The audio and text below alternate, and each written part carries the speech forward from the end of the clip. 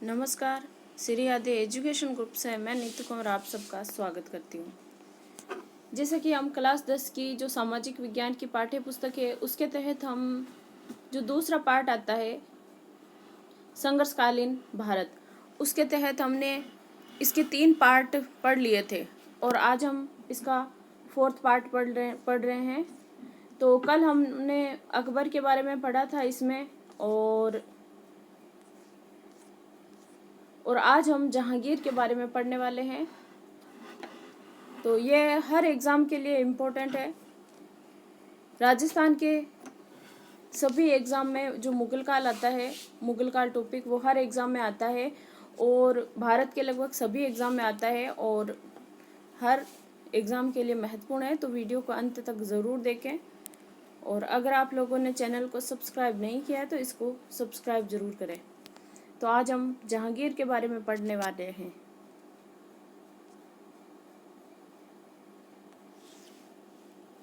जहांगीर जो कि अकबर का पुत्र था। जहांगीर किसका पुत्र था?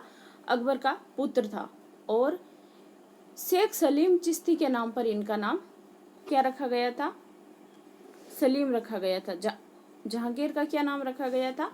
सलीम। जो शेख सलीम चिश्ती थे, जिनके कारण ही, जिनके आशीर्वाद से ही अकबर के पुत्र पैदा हुआ था, इसीलिए इनका नाम भी उनके नाम पर सलीम नाम रखा गया था जहांगीर का। और अकबर जो है वो जहांगीर को शेखू बाबा के नाम से भी पुकारते थे।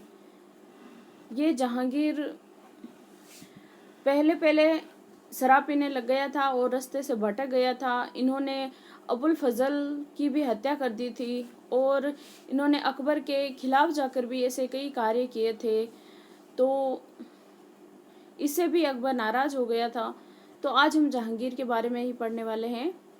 तो शेख सलीम चिश्ती के नाम पर इसका नाम सलीम रखा गया। सैन्य सेवाओं के कारण सलीम को 12 हजारी मनसब प्राप्त था। 12 हजारी ये मनसब क्या था? मतलब ये एक योग्यता के आधार पर एक पहचान होती थी। जैसे किसी को 5,000 का मनसब, किसी को 7,000 का मनसब और किसी को 12,000 का मनसब, उसी प्रकार ये मनसब होता था जो कि योग्यता के आधार पर दिया जाता था। 1299 ईस्वी में सलीम ने अकबर के विरुद्ध विद्रोह कर दिया था। किसके विरुद्ध? अकबर के विरुद्ध। कब किया था? 1599 ईस्वी में। अकबर कौन था? ये सलीम का पिता ही था, जहांगीर का। अकबर द्वारा दमन के लिए भेजे गए अबुल फजल का 1602 ईस्वी में उसका वध करवा दिया गया था। ये अबुल फजल जो कि अकबर के दरबार में रहता था, तो इन्होंने जब जहांगीर के विद्रोह का दमन करने के लिए इसको भेजा था अकबर ने, तो जहांगीर ने इसका वध करवा दिया था। 1605 ईस्वी में आगरा के किले में सलीम ने नेहरूद्दीन मोहम्मद जहांगीर बादशाही की उपाधि धारण कर मुगल सत्ता संभाली। कब? 1605 ईस्वी में। 1605 ईस्वी में आगरा के किले में सलीम ने नेहरूद्दीन मोहम्मद जहांगीर बादशाही की उपाधि धारण की। किसने? जहांगीर ने। और फिर मुगल सत्ता संभाली। कब संभाली थी? 1605 ईस्वी में। 1605 ईस्वी में अकबर की मृत्यु हो गई थी। तो अकबर की मृत्यु के बाद ही जहांगीर ने सत्ता संभाली थी। अपने सिख गुरु, उनके सिख गुरु कौन थे? गुरु अर्जुन देव को मृत्यु दंड दिया था। यह अर्जुन देव जो थे ये सिख गुरु थे, जो कि जहांगीर के समय में इसने जहांगीर के खिलाफ कुछ विद्रोह कर दिया था। तो इसीलिए नाराज होकर जहांगीर ने इनको मृत्युदंड दे दिया था। वैसे जहांगीर के काल में चित्रकला बहुत ही उन्नति का काल आता है, चित्रकला की उन्नति का काल, वो जहांगीर का काल माना जाता है, क्योंकि जहांगीर ने चित्रकला को संरक्षण प्रदान किया था और जहांगीर खुद चित्रकार था। उसके दरबार में अनेक चित्रकार भी थे और जो जहांगीर था वो चित्र को देखकर ये बता सकता था कि इसकी आंख किस चित्रकार ने बनाई है और इनके जो बाकी के अंग है वो किस चित्रकार ने बनाया था। कहने का तात्पर्य ये है कि जहांगीर चित्रकारी में बहुत ही निपुण था। और जहांगीर ने अपने समय में एक न्याय के लिए न्याय की जंजीर भी बनाई थी सोने की। तो अगर किसी को भी न्याय चाहिए था या न्याय की पुकार के लिए वो आकर उस जंजीर को बजा देता था, ये खींच देता था। इससे जहांगीर को पता चल जाता था कि किसी को न्याय दिलाना है या किसी की मदद करनी है। तो वो भी जहांगीर के काल में ही थी। और एक महत्वपूर्ण घटना आती है नूरजहां की। नूरजहां इनकी बेगम थी, लेकिन जहांगीर के काल में उसका पूरा जो जहांगीर ने शासन नहीं किया था, बल्कि वो तो नूरजहां के हाथ की कठपुतली था। जैसा नूरजहां कहती थी वैसा ही करता था। और नूरजहां ने अपना एक गुट भी बना लिया था, जिसे नूरजहां गुट के नाम से भी जाना जाता था। नूरजहां ने अपने पिता, अपनी माँ और भाई को भी वहाँ पर बड़े बड़े पदों पर नियुक्त कर दिया था। तो जो जहांगीर का काल होता है उसमें नूरजहां का ही ज्यादातर शासन चलता था। उनके कहने के अनुसार ही जहांगीर कोई कार्य करता था। तो 1611 ईस्वी में जहांगीर ने मेहरुन्निसा, ये मेहरुन्निसा नामक विधवा कौन थी? यही थी नूरजहां। पहले इसका नाम मेहरुन्निसा था, बाद में जहांगीर ने इसको नूरमहल या नूरजहां की उपाधि दे दी थी। तो मेहरुन्निसा नामक विधवा से विवाह करके उसे नूरमहल या नूरजहां की उपाधि दी। किसने दी थी? ये जहांगीर ने दी। बाद में उसे बादशाह बेगम बनाया गया, बादशाह बेगम बना दिया गया। ब्रिटिश दूत, ये जो ब्रिटिश दूत है कैप्टन हॉकिंस और सर टॉमस रो, ये दोनों जहांगीर के काल में ही भारत आते हैं। कौन? एक तो है कैप्टन हॉकिंस और जो दूसरा है वो है सर टॉमस रो। ये किसके दरबार में भारत आते हैं? जहांगीर के समय में ही आते हैं। और ये जो है यहाँ पर भारत में व्यापार करने की अनुमति लेने के लिए आते हैं। और उसके बाद 1627 ईस्वी में जहांगीर की मृत्यु हो गई थी। देखिए, ये जो क्लास 10 की पुस्तक है इसमें इतना मैटर नहीं दिया हुआ है। अगर आप लोगों को ज़्यादा पढ़ना है तो आप 12th क्लास की जो इतिहास की बुक है उसको आप पढ़ सकते हैं। और जो 11वीं क्लास की बुक है उसमें तो वर्ल्ड हिस्ट्री दिया हुआ है, तो आप 12th की बुक पढ़ सकते हो। उसमें और भी ज़्यादा जानकारी दी हुई है, इसमें तो कम ही मैटर दिया हुआ है। अभी जैसे जहांगीर के बारे में इतना ही दिया हुआ है, क्योंकि ये 10वीं क्लास की बुक्स है, तो इसके माध्यम से ये इतना ही दिया हुआ है। नहीं तो जहांगीर के बारे में बहुत कुछ है, तो आप आगे भी पढ़ सकते हैं जो 12वीं क्लास की बुक है उससे। अब हम शाहजहां के बारे में पढ़ रहे हैं। अब जो अगला शासक आता है वो आता है शाहजहां। जो शाहजहां है उसका काल आता है 1627 से लेकर 1658 ईस्वी तक। 1627 से लेकर 1628 ईस्वी तक शाहजहां का काल आता है। इसका बचपन का नाम क्या था? खुर्रम था। शाहजहां के बचपन का नाम खुर्रम था। और 1612 ईस्वी में इसका विवाह आसफ खां की पुत्री का क्या नाम था? अर्जुमन बानो बेगम। ये जो मुमताज आती है, मुमताज की याद में ही शाहजहां ने आगरा में जो ताजमहल का निर्माण करवाया था, ये अर्जुमन बानो बेगम ही थी। फिर इनको मुमताज के नाम से भी जाना जाता है। ये किसकी पुत्री थी? आसफ खां की पुत्री थी अर्जुमन बानो बेगम।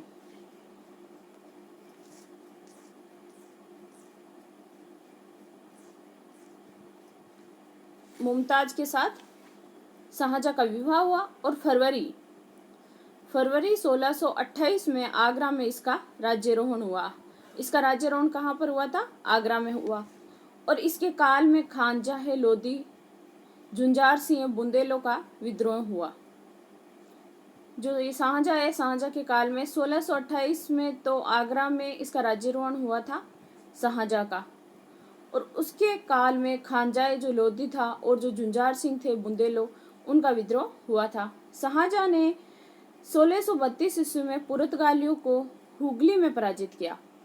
शाहजहां के काल में ये जो पुर्तगाली थे, जो यहाँ पर व्यापार करने के उद्देश्य से आए थे, और इन्होंने यहाँ पर अपनी बस्तियाँ भी बसा ली थी दक्षिण भारत में, जो गोवा का क्षेत्र आता है वहाँ पर।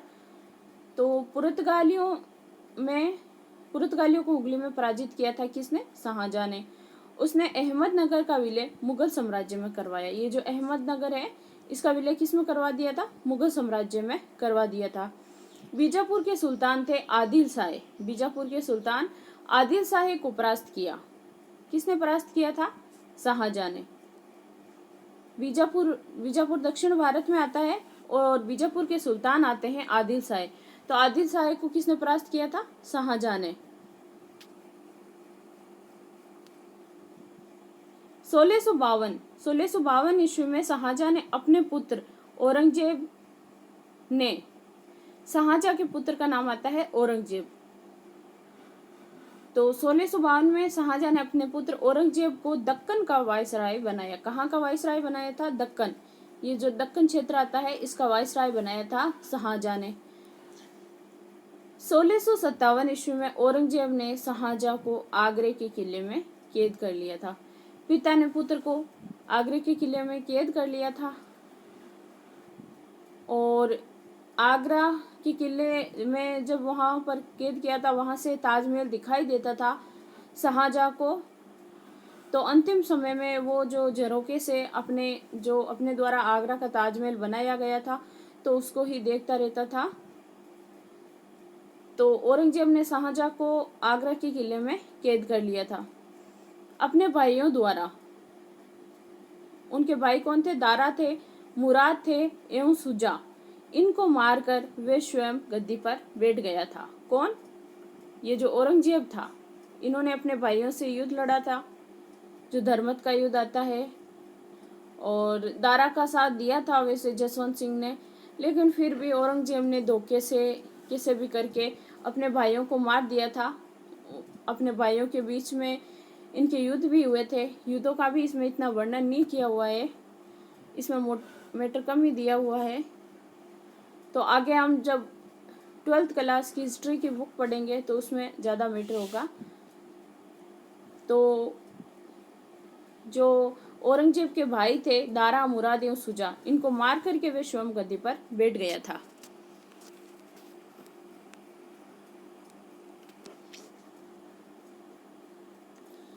सोलह सौ 66 ईस्वी में शाहजहां की मृत्यु हो गई। कब? 1666 ईस्वी में। उत्तराधिकार हेतु धर्मत का युद्ध हुआ। उत्तराधिकार के लिए कौन सा युद्ध हुआ था? धर्मत का युद्ध हुआ। किसके बीच में हुआ? ये जो दारा सिकोह हैं और औरंगजेब के मध्य हुआ था। जब 1666 ईस्वी में शाहजहां की मृत्यु हो गई थी तो बड़ा पुत्र था दारा, और दारा सिकोह हैं और जो औरंगजेब है उनके मध्य ये जो धर्मत का युद्ध है, ये धर्मत का युद्ध हुआ। और जिसके अंदर धर्मत के युद्ध में जसवंत सिंह ने भी दारा सिकोह का साथ दिया था। फ्रेंच यात्री था ब्रुनियर, और जो ट्रेनियर एवं इटालियन यात्री मनुची ने शाहजहां के शासनकाल का वर्णन किया है। ये जो यात्री आते हैं, फ्रेंच यात्री आता ब्रुनियर और टेवेनियर, और इटालियन यात्री ये मनुची है जो शाहजहां के शासनकाल में आते हैं। तो इन्होंने शाहजहां के शासनकाल का वर्णन किया था। अब इसके बाद जो अगला शासक आता है वो आता है शाहजहां। उसके बाद औरंगजेब का शासनकाल आता है जो 1658 ईस्वी से लेकर 1707 ईस्वी तक रहता है। औरंगजेब के शासनकाल के बाद, यानी ये औरंगजेब जो था ये इतना क्रूर शासक था कि इन्होंने सभी से विद्रोह कर लिया था। जैसे जो जाट आते हैं और जो राजपूत शासक आते हैं और जो दक्षिण भारत के राज्य आते हैं, मराठा आता है, इन सब से दुश्मनी मोल ले ली थी औरंगजेब ने। यानी कि अकबर ने 50 वर्षों तक जो अपना शासन स्थापित किया था, जो कुछ भी मुगल साम्राज्य स्थापित किया था, वो सब औरंगजेब ने 50 वर्षों में उन सबको खराब कर दिया था या फिर उनको ख़त्म कर दिया था। यानी जब औरंगजेब का 1707 ईस्वी में औरंगजेब की मृत्यु के बाद ही जैसे कि मुगल साम्राज्य पूरी लगभग समाप्ति हो जाता है, क्योंकि औरंगजेब ने सबसे विद्रोह कर लिया था और इन्होंने अच्छे कार्य ना करके इन्होंने लगभग मुगल साम्राज्य के पतन के लिए जो उत्तरदायी कार्य थे वही किए थे। तो इसके बाद ही 1707 ईस्वी में इनकी मृत्यु हो गई थी। तो उसी समय मुगल साम्राज्य का भी अंत हो जाता है। तो आज अब हम औरंगजेब के बारे में पढ़ रहे हैं। औरंगजेब ने शासक बनने के बाद जो ये असम में कूच बिहार, रंगपुर, कामरूप, मारवाड़ के राठौड़ों को पराजित किया। किसने? औरंगजेब ने। इसने राजा जय सिंह को दक्कन का गवर्नर नियुक्त किया था। ये जो राजा जय सिंह आते हैं, ये राजा जय सिंह, ये मिर्जा राजा जय सिंह थे, जिन्होंने जो शिवाजी है उनसे पुरंदर की संधि की थी। और एक जो आते हैं वो आते हैं सवाई जय सिंह है। तो जयपुर के दो जय सिंह थे। तो ये मिर्जा राजा जय सिंह आते हैं औरंगजेब के काल में। तो इन्हें दक्कन का गवर्नर नियुक्त किया गया था। कहाँ का? दक्कन का। पुरंदर की संधि की थी इन्होंने शिवाजी से 1665 ईस्वी में। किसने? ये जो जय सिंह आते हैं इन्होंने। 1665 ईस्वी में शिवाजी एवं राजा जय सिंह के मध्य संधि हुई। कौन सी? पुरंदर की संधि हुई थी। शिवाजी ने अपने 23 किले राजा जय सिंह को दे दिए थे। कितने किले दे दिए थे? 23 किले। शिवाजी ने पुरंदर की संधि के तहत अपने 23 किले किसको दे दिए थे? औरंगजेब को दे दिए थे।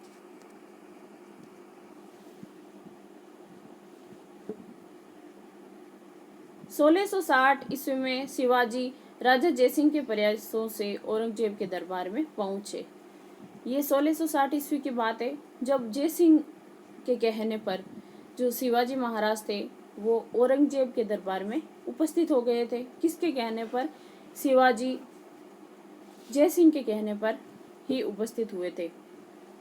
मगर औरंगजेब द्वारा उनके साथ गरिमा युक्त व्यवहार नहीं किया गया, यानी उनका स्वागत नहीं किया गया, उनका अपमान किया गया। वहां पर बुलाकर जब दरबार में शिवाजी उपस्थित हुए तो उनके साथ अच्छा व्यवहार नहीं किया औरंगजेब ने।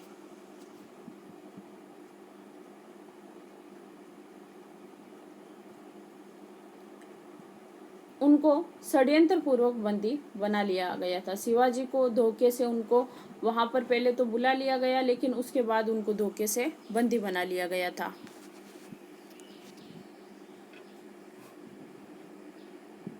शिवाजी अपने सहयोगियों की चतुराई पूर्वक योजना से गुप्त रूप से किले से निकलकर महाराष्ट्र चले गए। जब शिवाजी को औरंगजेब ने धोखे से बंदी बना लिया था तो शिवाजी ने भी चतुराई पूर्वक, यानी वहां से वापस वो निकल गए थे गुप्त रूप से, और उसके बाद वो महाराष्ट्र चले गए थे। कहाँ पर? महाराष्ट्र। 1686 ईस्वी में औरंगजेब ने स्वयं जाकर बीजापुर पर कब्जा कर लिया। कहाँ पर?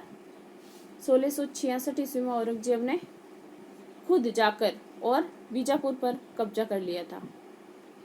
1678 ईस्वी में गोलकुंडा पर भी अधिकार कर लिया था औरंगजेब ने। 1678 ईस्वी में जो ये गोलकुंडा आता है दक्षिण भारत में, वहां पर भी अधिकार कर लिया था। उसके काल में हिंदू व्यापारियों पर 5% कर बढ़ाया गया। किसके काल में? औरंगजेब के काल में हिंदू व्यापारियों पर 5% कर बढ़ा दिया गया। 1669 ईस्वी में मंदिरों को ध्वस्त करने का आदेश औरंगजेब ने जारी कर दिया था। औरंगजेब ऐसा शासक था जो हिंदू मंदिरों को ध्वस्त करना चाहता था। सबको आदेश दिया कि जो हिंदू मंदिर है उनको नष्ट कर दिया जाए।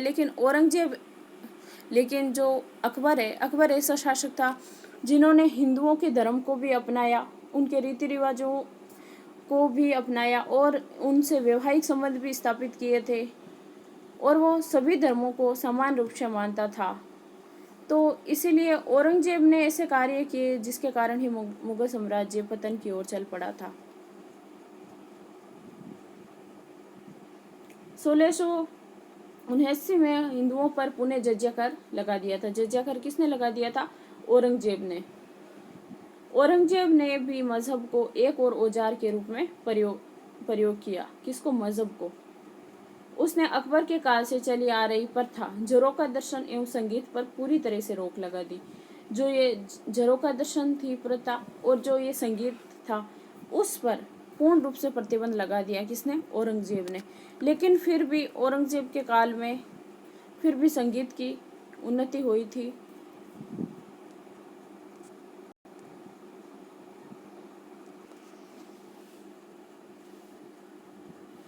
तो जहांगीर ने नहीं, औरंगजेब ने 1669 ईस्वी में मंदिरों को ध्वस्त करने का आदेश औरंगजेब ने दे दिया था। 1679 में हिंदुओं पर पुनः उन्होंने जजिया कर लगा दिया था। किसने? औरंगजेब ने। औरंगजेब ने भी मजहब को एक और औजार के रूप में प्रयुक्त किया। उसने अकबर के काल से चली आ रही झरोखा दर्शन और जो संगीत पर थी उन्होंने रोक लगा दी थी।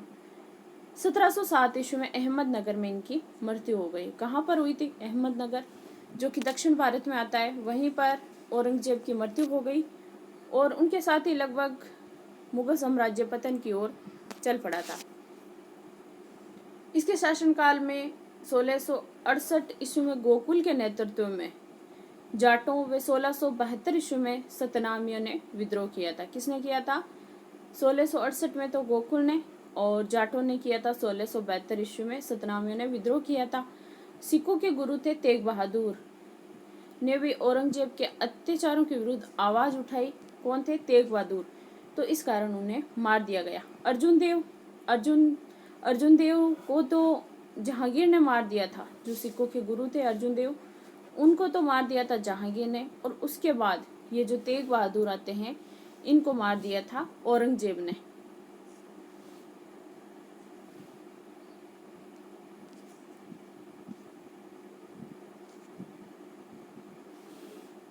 औरंगजेब की मृत्यु के बाद मुगल वंश को कमजोर एवं अयोग्य उत्तराधिकारी मिले। औरंगजेब की मृत्यु के बाद जो उत्तराधिकारी हुए थे वो कमजोर थे, तो कमजोर और अयोग्य उत्तराधिकारी मिले, जिससे मुगल साम्राज्य का क्रमशः पतन प्रारंभ हो गया था। सन 1707 ईस्वी में बहादुर शाह मुगल तख्त पर बैठा था। ये जो 1707 में ये जो बहादुर शाह ये जब शासक बने थे, ये मतलब अंतिम ऐसे शासक थे जो जिनके बारे में हम अच्छी बातें बोल सकते थे। उसके बाद जो शासक हुए थे वो तो सब मुगल साम्राज्य के पतन के लिए उत्तरदायी थे। वो तो बिल्कुल ही बेकार शासक निकले। ये बहादुर शाह ही अंतिम शासक था जिसके बारे में हम कुछ अच्छा लिख सकते हैं। सूरत की ईस्ट इंडिया कंपनी ने भी सन 1711 में बहादुर शाह के दरबार में अपना शिष्टमंडल भेजा। जो सूरत की ईस्ट इंडिया कंपनी है उसने 1711 ईस्वी में बहादुर शाह के दरबार में अपना शिष्टमंडल भेजा। उस पर डोना जूलियाना डाइस डे कोस्टा नामक एक ईसाई महिला का प्रभाव था। ये जो ईसाई महिला थी जिसका नाम आता है डोना जूलियाना डाइस डा कोस्टा, तो इसका प्रभाव किस पर था? बहादुर शाह पर। देखने को मिलता है जिसे खातूम बीवी फिदवी दुआगो या जूलियाने की उपाधियां मिली हुई थी और उसने पुर्तगालियों के हितों की बड़ी रक्षा की थी। 1712 ईस्वी से लेकर 1757 ईस्वी तक मुगल दरबार एवं तख्त षड्यंत्र एवं हत्या का केंद्र बनकर रह गया था। कब से? 1712 से लेकर 1757 ईस्वी तक। तत्कालीन राजनीतिक शक्ति के रूप में उसका स्थान गौण हो गया था। इसके बाद में आता है मुगलकालीन जो प्रशासन है वो मुगलकालीन प्रशासन। मुगल शासन प्रणाली भारतीय तथा विदेशी प्रणालियों का मिला जुला रूप थी। यानी जो शासन प्रणाली थी उसमें भारतीयों का भी और जो विदेशी प्रणालियों का भी मिला जुला रूप देखने को मिलता है। बादशाही शासन का अधिपति सर्वसर्वा वकील मुतलक ये वजीर बादशाह के बाद सबसे बड़ा अधिकारी होता था। जो बादशाह था वो ही सर्वहारा होता था। प्रधान सद्र मीरे शमा नाम के दीवाने वित्त विभाग का प्रमुख होता था। ये जो प्रधान थे सद्र मीरे शमा, ये दीवाने विभाग का यानी वित्त विभाग का प्रमुख होता था।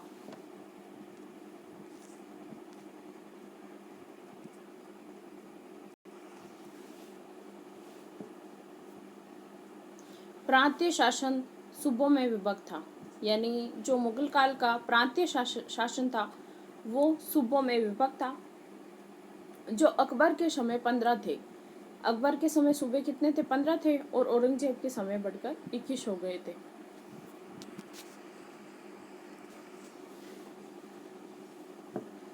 इनमें सूबेदार, दीवान, सदर काजी, प्रांतीय बख्शी, कोतवाल आदि अधिकारी होते थे। और जिले का जो शासन था वो फौजदार, अमलगुजार, मालगुजारी का अधिकारी था। जो वित्तीय कक्ष आता वो सहायक था। सिकदार परगना का प्रमुख होता था। आमिल, मुनिशफ, फौजदार, खजांची एवं कानून गो पटवारियों का अधिकारियों के हाथों में थे। ये इनके नाम अटपटे हैं, लेकिन इनको बार बार पढ़ेंगे तो जरूर याद हो जाएंगे। बादशाह प्रधान सेनापति होता था। जो बादशाह था वो प्रधान सेनापति होता था। सेना मनसबदारी प्रथा पर आधारित थी। यानी मनसबदारी प्रथा क्या होता था, यानी जिसको किसी को 5,000 का मनसब दिया, किसी को 7,000 का मनसब दिया, तो ये उनका एक ओहदा होता था, ये उनका पद होता था। मनसबदारी मतलब पद होता था। तो बादशाह का सेनापति, सेना मनसबदारी प्रथा पर ही आधारित थी। और मनसबदारी जात और सवार में विभक्त थी। जात और सवार में। अब है सत्ता के साथ प्रतिरोध एवं सहयोग राजस्थान के संदर्भ में। यानी जो राजस्थान के शासक हुए हैं उनका जो दिल्ली के सुल्तानों के साथ जो युद्ध हुए हैं, तो उनके बारे में हम पढ़ने वाले हैं। राजस्थान के जो भी इम्पोर्टेंट शासक हुए, जैसे राव शेखा, जिन्होंने जो शेखावत वंश से संबंधित थे। हमीर चौहान रणथंभौर के थे। महाराणा प्रताप मेवाड़ के शासक थे। और चंद्रसेन ये जो मारवाड़ के थे। भूला बिसरा शासक भी कहते हैं हमें, और प्रताप का अग्रगामी भी कहते हैं राव चंद्रसेन को। बीकानेर के राय सिंह थे, सवाई जय सिंह थे और अमर सिंह राठौड़ थे।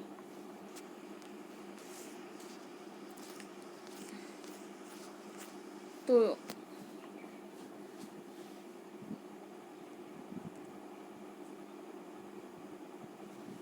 ये देखिए, ये चित्र बना हुआ है राव शेखा का।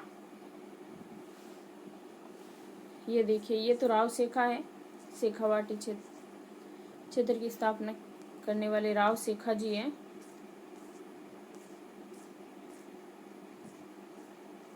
तो हम सबसे पहले राव शेखा के बारे में पढ़ रहे हैं।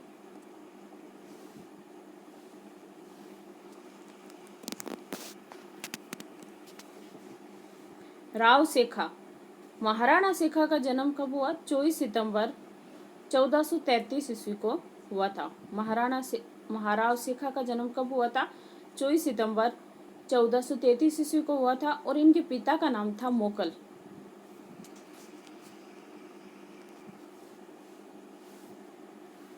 राव शेखा के पिता का नाम था मोकल और माता का नाम था निर्वाण। मोकल मेवाड़ में भी एक शासक हुए हैं। राव मोकल आमेर, ये आमेर कहाँ पे आता है? जयपुर में आता है। जयपुर राज्य के अंतर्गत आने वाले शासक थे। कौन? जो ये मोकल थे। मोकल कौन थे? महाराव शेखा के पिता थे। 1445 ईस्वी में 12 वर्ष की उम्र में शेखा ने अपने पिता का उत्तरदायित्व संभाला। जो राव शेखा थे, इन्होंने 12 वर्ष की उम्र में ही अपने पिता का उत्तरदायित्व संभाल लिया था। आमेर जयपुर के शासक उदयकरण ने शेखा को महाराव की उपाधि प्रदान की। जो आमेर जयपुर के शासक थे उदयकरण, तो उदयकरण ने शेखा को महाराव की उपाधि प्रदान की थी। किसकी उपाधि प्रदान की थी? महाराव की।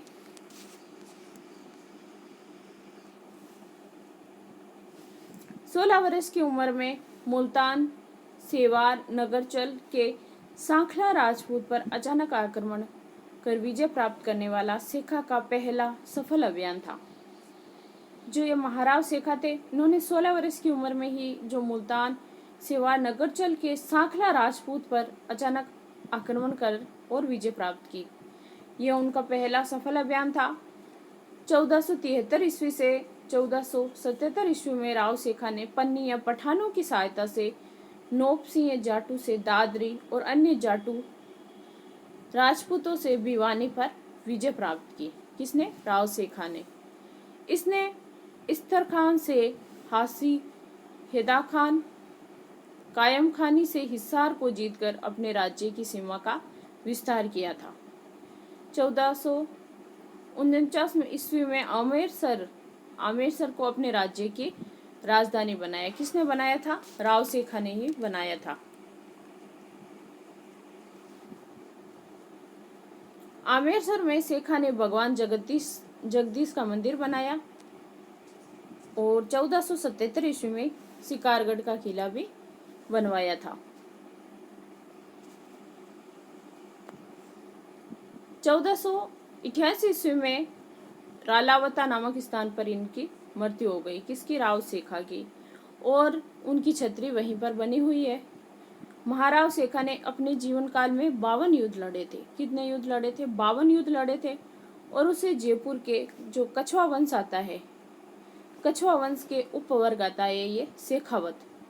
तो शेखावतों का जो संस्थापक है वो किसको माना जाता है? जो ये राव सेखा थे उन्हीं को माना जाता है। ये जो जयपुर के कछवा वंश आता है, ये जो शेखावत है ये कछवा वंश से संबंधित है। उनकी पत्नी गंगा कुमारी ने आमेरसर किले के मुहाने पर कल्याण जी का मंदिर बनवाया था। किसका? कल्याण जी का। उसके बाद जो अगला आता है शासक, वो आता है हमीर देव चौहान। जो रणथंभौर के शासक थे हमीर देव चौहान।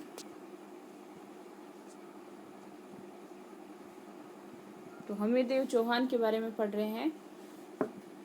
बाघ भट्ट के बाद उसका पुत्र जैत्र सिंह या जयसिम्हा। हमीर देव चौहान ने 1282 से 1301 ईस्वी तक शासन किया था। और ये जो 1301 ईस्वी में ही यहाँ पर जो शाखा हुआ था वो राजस्थान का प्रथम शाखा माना जाता है। अलाउद्दीन ने 1301 ईस्वी में हमीर पर आक्रमण किया था। रणथंभौर का शासक बना। जैत्र सिंह ने अपने जीवन काल में ही अपने छोटे पुत्र हमीर देव को अपना उत्तराधिकारी नियुक्त कर लिया था। जैत्र सिंह थे ये हमीर के पिताजी थे। और जैत्र सिंह ने अपने जीवन काल में ही हमीर को अपना उत्तराधिकारी नियुक्त कर लिया था और 1282 ईस्वी में उसका राज्यारोहण किया था। हमीर देव के सिंहासन पर बैठते ही दिग्विजय की नीति अपनाते हुए हमीर देव बहुत ही महत्वाकांक्षी शासक था और इन्होंने सिंहासन पर बैठते ही दिग्विजय की नीति अपनाते हुए उसने भीमरस के राजा थे अर्जुन को पराजित करके मांडलगढ़ से कर वसूल किया। और जो दक्षिण में आते हैं परमार शासक, भोज को भी पराजित करके उत्तर की ओर चित्तौड़, आबू, वर्धनपुर और काठियावाड़ और पुष्कर, चंपा होता हुआ वापस रणथंभौर पहुंचा। कौन? हमीर देव चौहान।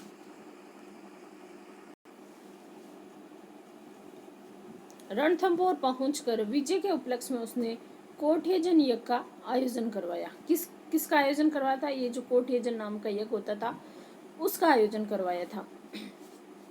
हमीर ने 17 युद्ध लड़े थे। हमीर ने कितने युद्ध लड़े थे? 17 युद्ध, जिनमें से 16 युद्धों का तो वे विजेता रहा। और ये जो अंतिम युद्ध लड़ा था इसने अलाउद्दीन खिलजी के विरुद्ध, तो इस युद्ध में ये हार भी गया और उसके बाद ये मृत्यु को प्राप्त हो गया था।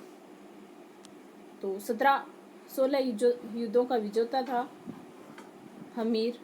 दिल्ली के जलालुद्दीन खिलजी ने हमीर देव की बढ़ती हुई शक्ति को देखा तो रणथंभौर की ओर रवाना हुआ।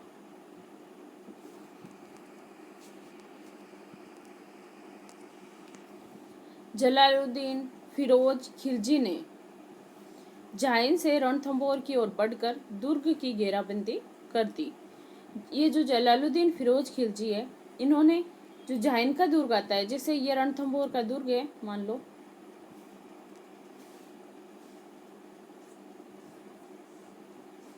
तो इसके पास ही यहाँ पर आता है जाइन का दुर्ग।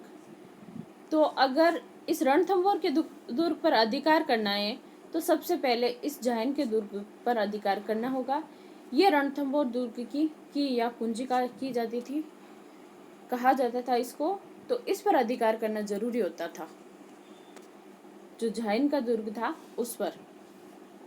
जाइन से रणथंभौर की ओर बढ़कर दुर्ग की घेराबंदी की और काफी दिनों के प्रयास के बाद सुल्तान को सफलता नहीं मिली तो घेरा उठाने का निर्णय ले लिया। किसने? जलालुद्दीन खिलजी ने।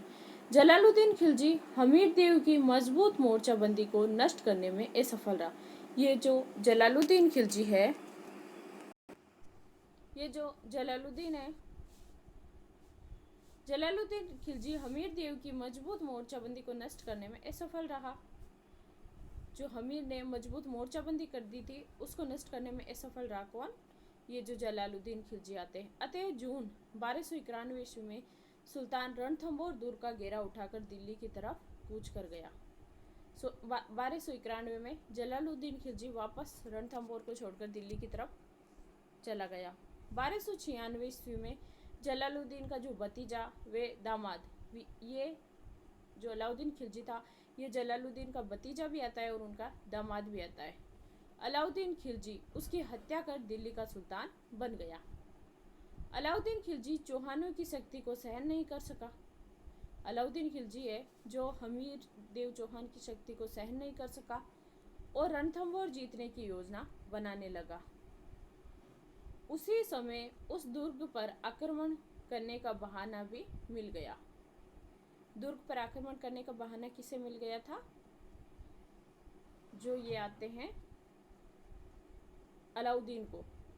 हमीर महाकाव्य के अनुसार ये बहाना हमीर द्वारा अलाउद्दीन के बागी मंगोल मोहम्मद शाह को शरण देने का था। कहने का तात्पर्य है कि जो अलाउद्दीन खिलजी है, तो अलाउद्दीन खिलजी के काल में मंगोलों का आक्रमण हुआ था। ये मंगोल जो थे वर्तमान समय में भी है दिल्ली में। इसने ये नवीन मुसलमान के नाम से जाने जाते हैं और वर्तमान समय में भी है ये नवीन मुसलमान के नाम से। तो ये जो मंगोल थे, इन्होंने अलाउद्दीन खिलजी पर जब आक्रमण किया तो ये कई मंगोल यहीं पर बस गए थे दिल्ली में। तो इन्हीं मंगोलों में से एक आता है मोहम्मद शाह। तो जो मोहम्मद शाह था वो अलाउद्दीन खिलजी के दरबार में ही रह गया था। तो ये सुनने को मिलता है कि जब मोहम्मद शाह और कहबू धन का माल लूटकर वापस जा रहे थे तो उन दोनों में धन के माल को लेकर झगड़ा हो गया था। तो जो मोहम्मद शाह है वो रूठ कर, नाराज होकर हमीर, जो रणथंभौर के हमीर थे, उनके पास उनकी शरण में आ गया था। और ये जो हमीर थे ये शरण में आए हुए की रक्षा जरूर करते थे। तो मोहम्मद शाह हमीर की शरण में आ गया था। तो जब अलाउद्दीन खिलजी ने हमीर से बोला कि मोहम्मद शाह को वापस लौटा दो, उनको शरण मत दो, लेकिन हमीर ने उनकी बात नहीं मानी। तो इसीलिए भी अलाउद्दीन खिलजी को आक्रमण का मौका मिला। और एक कहानी ये भी मिलती है कि जो ये मोहम्मद शाह थे मंगोल, तो ये अलाउद्दीन खिलजी की बेगम आती है चिमना, उनका नाम आता है चिमना। तो चिमना और जो मोहम्मद शाह है मंगोल सेनापति, तो इनके बीच में कोई प्रेम संबंध था। तो इस बात का पता जब औरंगजेब को चला तो उन्होंने मोहम्मद शाह को निकाल दिया था और मोहम्मद शाह वहाँ से निकल करके हमीर के पास आ गए थे। एक कहानी ये भी सुनने को मिलती है। लेकिन जो इम्पोर्टेंट है वो यही है कि जो हमीर महाकाव्य के अनुसार मिलती है वो है कि अलाउद्दीन के बागी थे ये मंगोल मोहम्मद शाह को शरण देना था। मंगोल सेनापति थे मोहम्मद शाह और कहबू। जब ये लूट का माल लेकर अलाउद्दीन की सेना में बगावत करके हमीर के पास चले गए थे तो हमीर ने शरण में आए हुए व्यक्ति को देने से साफ इनकार कर दिया था। मोहम्मद शाह जो शरण में आए थे उनको अलाउद्दीन को देने से इनकार कर दिया था अलाउद्दीन ने क्रोधित होकर रणथंभौर पर आक्रमण करने के आदेश दे दिए थे। अलाउद्दीन खिलजी ने 1299 ईस्वी के अंत में उलुग खां और नुसरत खां के नेतृत्व में शाही सेना को रणथंभौर दुर्ग पर आक्रमण करने के लिए भेजी। ये जो उलुग खां और नुसरत खां है वो अलाउद्दीन के सेनापति थे। तो इन दोनों को रणथंभौर पर आक्रमण करने के लिए भेजा। शाही सेना ने रणथंभौर के मार्ग की कुंजी कहलाने वाले जाइन पर आक्रमण किया। हमीर देव उस समय कोटयजन यज्ञ को समाप्त कर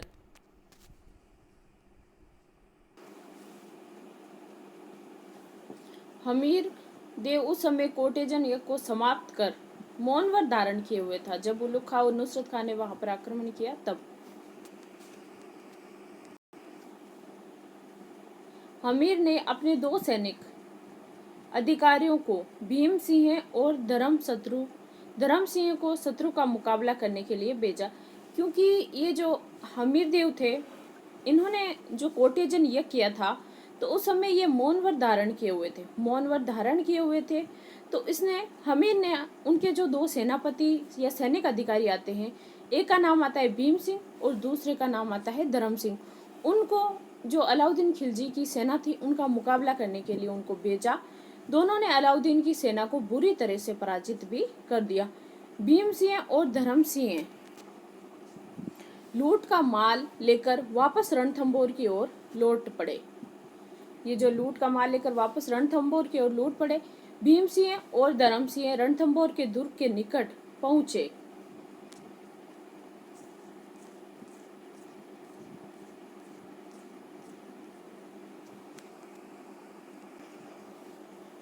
तो उन्हें सूचना मिली कि जो शत्रु सेना है वो पुनः आक्रमण करने के लिए आगे बढ़ रही है।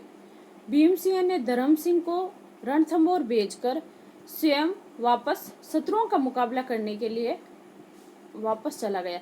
यानी कि ये भीम सिंह और धर्म सिंह जब अलाउद्दीन खिलजी की सेना को परास्त करके वापस रणथंभौर की ओर जा रहे थे तो उन्हें वापस सूचना मिली कि जो शत्रु सेना है वो वापस आक्रमण कर रही है। तो भीम सिंह ने धर्म सिंह को तो रणथंभौर भेज दिया था और खुद वापस शत्रुओं का मुकाबला करने के लिए वापस चला गया था।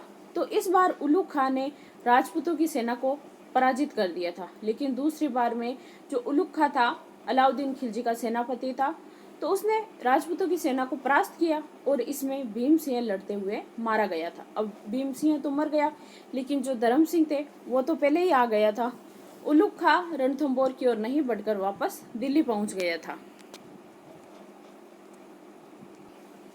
इसके बाद अलाउद्दीन खिलजी ने एक बड़ी सेना के साथ उलुग खां और नुसरत खां को पुणे रणथंभौर पर आक्रमण करने के लिए भेजा। सेना ने रणथंभौर दुर्ग को घेराबंदी कर उनकी प्राचीरों को तोड़ना शुरू कर दिया था। वापस भेजा अलाउद्दीन खिलजी ने उलुग खां और नुसरत खां को। तभी दुर्ग में से आए हुए एक गोले से नुसरत खां की मृत्यु हो गई थी। अब ये जो सेनापति था अलाउद्दीन खिलजी का, नुसरत खां, इनकी मृत्यु कब हुई थी? रणथंभौर अभियान के दौरान ही हुई थी। और इसका पता तुर्की सेना को चला तो तुर्की सेना वहां से भागने लगी। यह देखकर उलुग खां ने अपने भाई अलाउद्दीन खिलजी के पास नुसरत खां की मृत्यु तथा सेना की वापसी का समाचार भेजकर और अधिक सेना भिजवाने का अनुरोध किया। अलाउद्दीन स्थिति की गंभीरता को देखते हुए एक विशाल सेना के साथ दिल्ली से रणथंभौर की ओर स्वयं आ गया था। कौन? अलाउद्दीन खिलजी। जब उलुग खां ने सहायता मांगी अलाउद्दीन खिलजी से तो वो खुद ही विशाल सेना लेकर आ गया था। दुर्ग पर घेरा डाला गया। ये घेरा काफी दिनों तक चला। जब वर्षा ऋतु निकट आने लगी और दिल्ली एवं अवध से भयंकर विद्रोह उत्पन्न होने की सूचनाएं सुल्तान को मिलने लगी, तब वे काफी चिंतित हो गया। तब उसने छल कपट का सहारा लिया। रणथंभौर दुर्ग को विजय करने का उसने निश्चय किया। अलाउद्दीन ने हमीर को संदेश भिजवाया कि वे उससे संधि करना चाहता है। इसने छल कपट से सहारा लिया। हमीर ने अपने हमीर के दो सेनापति आते हैं, एक का नाम आता है रणमल और दूसरे का नाम आता है रत्तीपाल। इन दोनों को संधि करने के लिए इसने शाही शिविर में भिजवाया, यानी अलाउद्दीन के पास भिजवाया संधि करने के लिए। सुल्तान ने रणमल और रत्तीपाल को दुर्ग का लालच देते हुए अपनी ओर मिला लिया। देखिए, इतिहास में ऐसे ऐसे गद्दार भी हुए हैं जिन्होंने दुश्मनों की ओर मिलकर खुद की जन्मभूमि को नष्ट करवाया, लेकिन बाद में अलाउद्दीन ने भी इन दोनों को मार दिया था, क्योंकि अलाउद्दीन ने कहा कि अगर तुम अपने खुद के स्वामी का भी नहीं हो सकते तो फिर हमारा कैसे होगे। तो रणमल और रत्तीपाल ने हमीर देव के साथ धोखा किया, ये दुश्मन की ओर जा मिले, तो फिर इनको भी मृत्यु को प्राप्त होना पड़ा।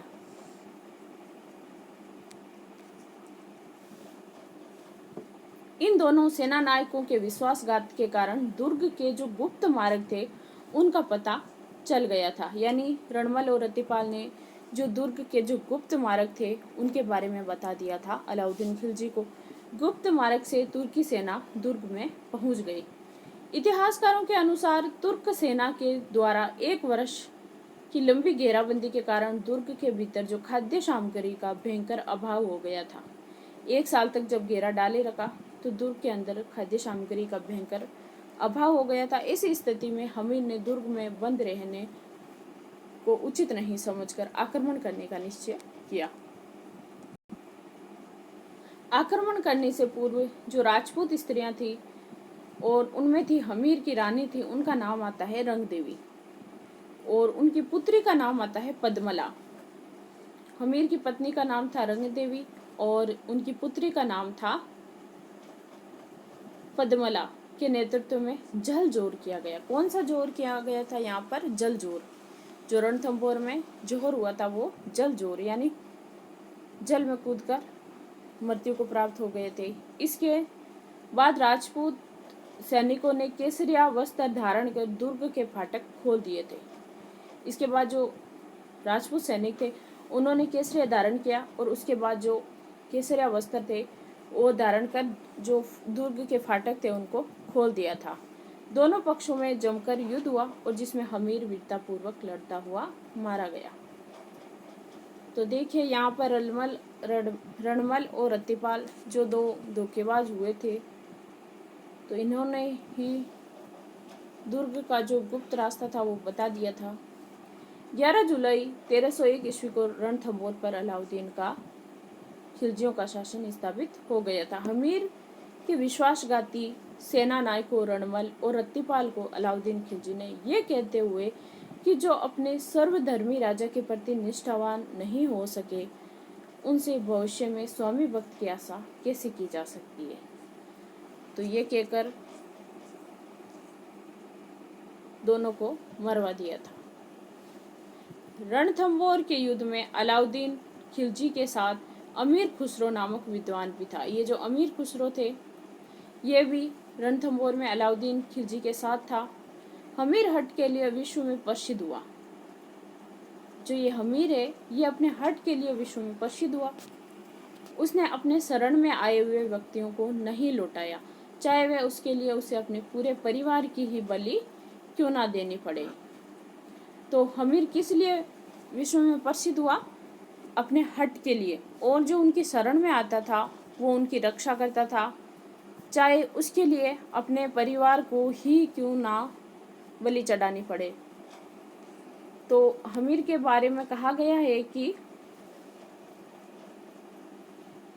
सिंह सेवन सत्पुरुष वचन कदली फलत एक बार तिरिया तेल हमीर हट चढ़े ने दूजी बार। तो ये किसके लिए कहा गया है? हमीर के लिए। हमीर ने अपने पिता जय सिंह के 32 वर्षों के शासनकाल की याद में रणथंभौर दुर्ग में 32 खंभों की छतरी बनवाई थी, जिसे न्याय की छतरी भी कहते हैं। हमीर देव ने जो उनकी पुत्री थी पद्मला के नाम पर जो पद्मला तालाब है उसका निर्माण करवाया था। हमीर के दरबार में बीजादित्य नामक कवि भी रहता था। हमीर की मृत्यु के साथ ही रणथंभौर के चौहानों की शाखा समाप्त हो गई। जब हमीर की मृत्यु हो गई थी तो जो रणथंभौर के चौहानों की शाखा थी वो समाप्त हो गई थी। अब उसके बाद जो अगला शासक आता है वो मेवाड़ के महाराणा प्रताप आते हैं, तो इनके बारे में हम कल पढ़ेंगे। तो आज के लिए इतना ही। अगर आप लोगों को वीडियो अच्छा लगा है तो इसको लाइक, शेयर और सब्सक्राइब जरूर कीजिए। वीडियो देखने के लिए बहुत बहुत धन्यवाद। और ये जो राजस्थान का इतिहास है, राजस्थान जी के, ये हर एग्ज़ाम में आता है, तो अब हम कल पढ़ेंगे इनके बारे में। तो जय हिंद, जय भारत।